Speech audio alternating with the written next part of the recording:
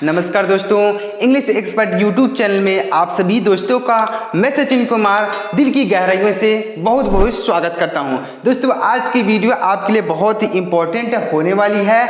आज की वीडियो में हम डेली लाइफ में यूज़ होने वाले इंग्लिश के कुछ वर्ड को सीखेंगे। इनको हिंदी में पढ़ना और हिंदी में समझना और लिखना सीखेंगे कि किस तरीके से हम इनको इंग्लिश को बोलने में, इंग्लिश को पढ़ने में, इंग्लिश को लिखने में किस तरीके से इनका यूज़ कर सकते हैं। आज की वीडियो में आपको सीखने को मिलेंगे, तो वीडियो को पूरा जरूर देखिएगा। दोस्तों, मैं गारंटी के साथ कहता हूं कि अगर आप इस वीडियो को पूरा देखते हैं तो आपको 100% ये वर्ड अच्छी तरीके से क्लियर हो जाएंगे और आप इन्हें इंग्लिश बोलने में भी इन शब्दों का प्रयोग कर सकते हैं। तो चलिए देखते हैं कि किस तरीके से हम इनको पढ़ेंगे और कैसे इंग्लिश बोलने में इनका प्रयोग करेंगे। चलिए देखते हैं। तो दोस्तों, अगर आपको वीडियो पसंद आता है तो लाइक कीजिएगा, और अगर आप हमारे चैनल पर पहली बार आए हैं, पहली बार हमारी वीडियोस को देख रहे हैं, तो चैनल को सब्सक्राइब करके बेल आइकन को भी प्रेस कर लीजिएगा इसी तरीके की वीडियोस को पाने के लिए। तो चलिए देखते हैं कैसे हम इनको पढ़ेंगे। तो देखिए, सबसे पहले यहाँ पर देखिए पहला शब्द लिखा गया है ए। क्या लिखा गया दोस्तों? यहाँ पर हमने इसका प्रोनाउंसिएशन लिख दिया है और इसका हिंदी अर्थ यहाँ पर हमने लिख दिया है।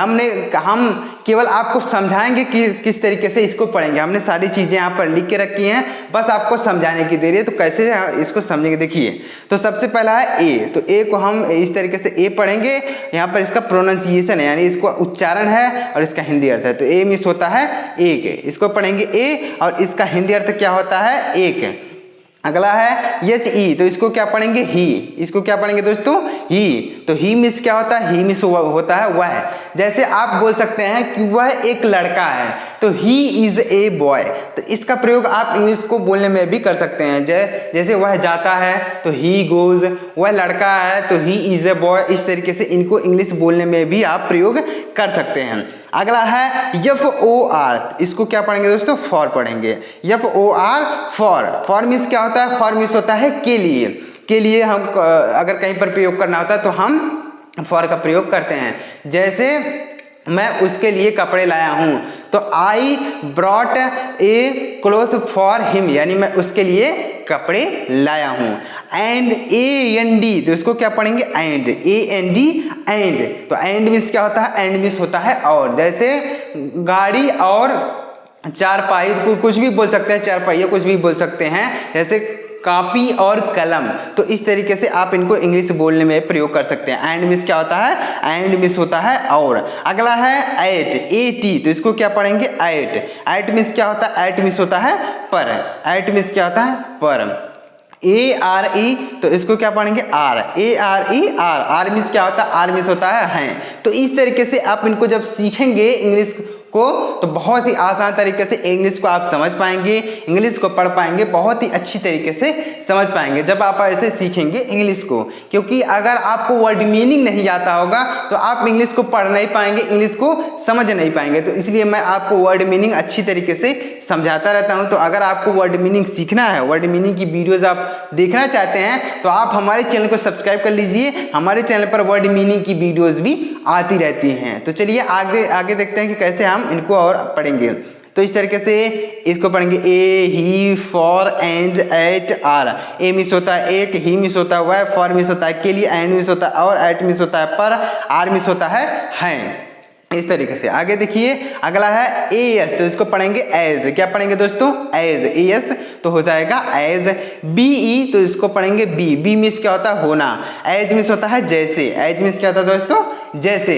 जैसे आप एग्जाम्पल बोलते हैं ना, तो आप बोलते हैं एज मिस होता है जैसे। बी मिस क्या होता है? होना। बी मिस क्या होता है दोस्तों? होना।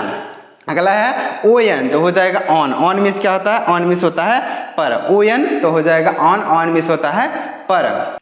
अगला है ओ एफ। यहाँ पर क्या लिखा है? अगला ओ एफ। तो ऑफ मिस क्या होता है? ऑफ मिस होता है का। जैसे आप बोल सकते हैं यह राहुल की किताब है, तो आप बोल सकते हैं this is the book of Rahul. तो यह राहुल की किताब है। तो इस तरीके से ऑफ मिस होता है का। ऑन मिस होता है पर। जैसे किताब मेज पर है, तो the book on the table. The book on the table, यानी किताब मेज पर है। तो आप इस तरीके से इसका प्रयोग इंग्लिश बोलने में कर सकते हैं। To, T O. To means क्या होता है? टू मीन्स से होता है। टू मीन्स कहीं कहीं पर से होता है, कहीं कहीं पर टू का मीनिंग होता ही नहीं है, कहीं कहीं पर टू का मीनिंग होता ही नहीं है, कहीं कहीं पर टू का मतलब होता है से। अगला है आई। आई तो इसको पढ़ेंगे आई। आई मीन्स क्या होता है? आई मीन्स होता है मैं। आई मीन्स क्या होता है? मैं। जैसे मैं स्कूल जाता हूँ तो आई गो टू स्कूल। मैं डॉक्टर हूँ, आई एम ए डॉक्टर। मैं इंजीनियर हूँ, I am a engineer. I am a student. तो इस तरीके से आप इनको इंग्लिश बोलने में भी प्रयोग कर सकते हैं। आगे देखिएगा। उम्मीद करता हूँ दोस्तों आपको ये वर्ड मीनिंग अच्छी तरीके से समझ में आ रहे होंगे कि कैसे आप इनको पढ़ेंगे और कैसे आप इनको इंग्लिश बोलने में प्रयोग करेंगे, आपको अच्छी तरीके से क्लियर हो रहा होगा। तो दोस्तों अगर आपको अच्छी तरीके से समझ में आ रहा हो तो वीडियो को एक लाइक जरूर कीजिएगा। आगे देखिए यहाँ पर लिखा है कि आई एस, तो इसको पढ़ेंगे is. I S is. Is means क्या होता है? इज मीन्स होता है। इज मीन्स क्या होता है दोस्तों? है। I S is. जैसे क्या बोल सकते हैं कि वह एक डॉक्टर है, तो ही इज ए डॉक्टर। तो इज मीन्स होता है। एम मीन्स क्या होता है? एम मीन्स होता है हूँ। एम मीन्स हूँ। आर मीन्स क्या होता है? आर मीन्स होता है। वाज मीन्स क्या होता है? वाज मीन्स होता है था। वाज मीन्स क्या होता है दोस्तों? था। वर मीन्स क्या होता है? थे। वाज मीन्स था, वर मीन्स थे। वाज एक वचन के लिए प्रयोग किया जाता है और वर जो है यह बहुवचन के लिए प्रयोग किया जाता है।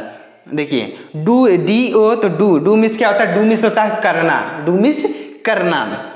कोई भी काम आप करते हैं, जैसे मैं काम करता हूं तो आई डू वर्क, मैं काम करता हूं, तो डू मिस होता है करना। कोई भी काम आप करते हैं तो डू मिस हो जाएगा करना। यम ई तो हो जाएगा मी। मी मिस क्या होता है? मुझे। मी मिस क्या हो जाएगा? मुझे। जैसे उसने मुझे खाने को दिया तो ही गिव मी फूड। मी मिस हो जाएगा मुझे, तो उसने मुझे खाने को दिया।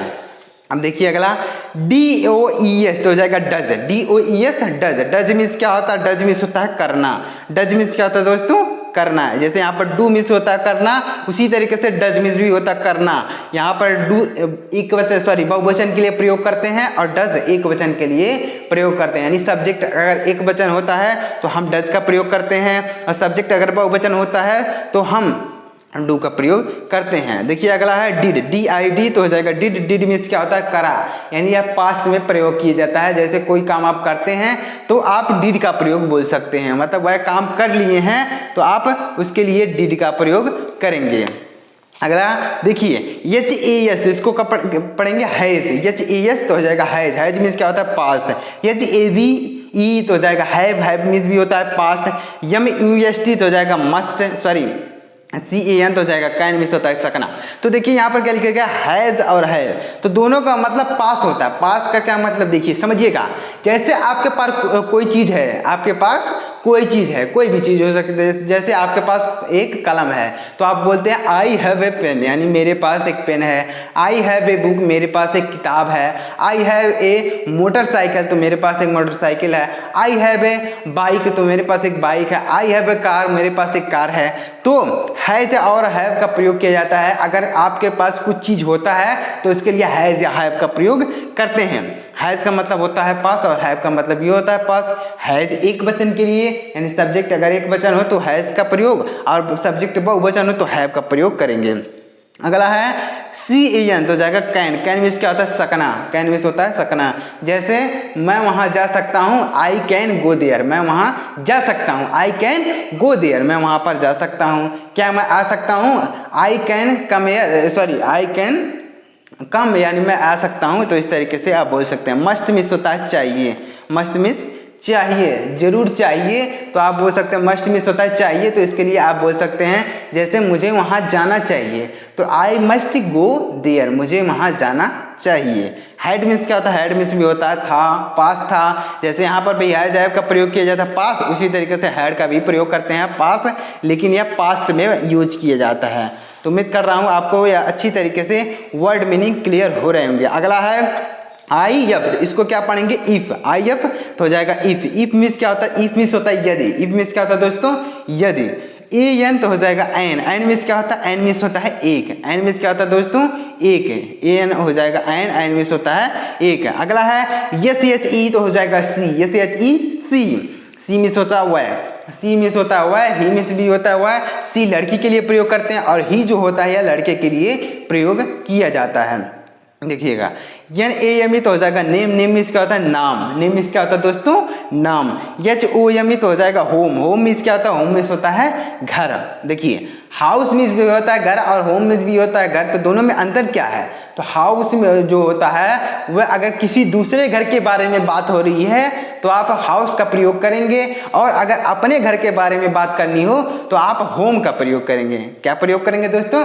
जैसे आप बोल सकते हैं मैं घर जाना हूँ, तो आप अपने घर जा रहे हैं तो आप बोलेंगे आई गो टू होम, यानी मैं अपने घर जा रहा हूँ। और अगर आप दूसरे घर जा रहे हैं, किसी दूसरे के घर जा रहे हैं, तो आप बोल सकते हैं आई गो टू हाउस। तो आप इस तरीके से इनका प्रयोग कर सकते हैं। TILL है तो हो जाएगा टिल, टिल मीन्स क्या होता है? टिल मीन्स होता है तक, टिल मीन्स क्या होता है दोस्तों? तक। PUT तो हो जाएगा पुट, पुट मीन्स क्या होता है? रखना, पुट मीन्स होता है रखना। जैसे आप कोई चीज रखते हैं ना तो आप पुट बोल सकते हैं। पुट मीन्स जैसे मैं एक कलम रखा हूं तो आई पुट ए पेन, तो इस तरीके से। अगला है ओनली, ONLY तो हो जाएगा ओनली, ओनली मीन्स क्या होता है? केवल, ओनली मीन्स क्या होता है दोस्तों? केवल। ऑलवेज, ALWAYS तो जाएगा ऑलवेज, ऑलवेज मीन्स होता है हमेशा, ऑलवेज मीन्स क्या होता है दोस्तों? हमेशा। HER तो हो जाएगा हर, हर मीन्स क्या होता है? उसका, हर मीन्स उसका। AFTER तो हो जाएगा आफ्टर मीन्स होता है बाद में, आफ्टर मीन्स बाद में। NO तो हो जाएगा नो, नो मीन्स होता है नहीं।